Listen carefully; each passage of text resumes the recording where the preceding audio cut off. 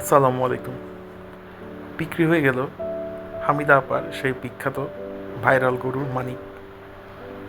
অনেক কষ্ট, অনেক সাধনা, দীর্ঘ 10 বছর ধরে পালন করা বাংলাদেশের সবচেয়ে বড় গরু, যেটা হচ্ছে মানিক।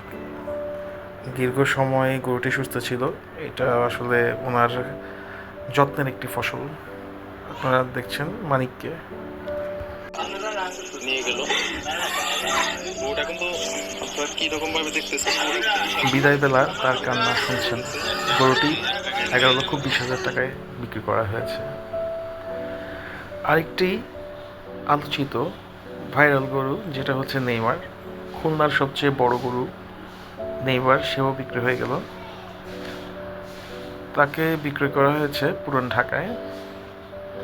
12 লক্ষ টাকা দাম চাওয়া হয়েছিল, 8 লক্ষ টাকায় সে বিক্রি হয়ে গেল। সেও অনেক জনপ্রিয়তা লাভ করেছিল খুব অল্প সময়ে। চলে যাচ্ছে নেইমার। ধন্যবাদ সবাইকে। সবাই ভালো থাকবেন। আসসালামু আলাইকুম।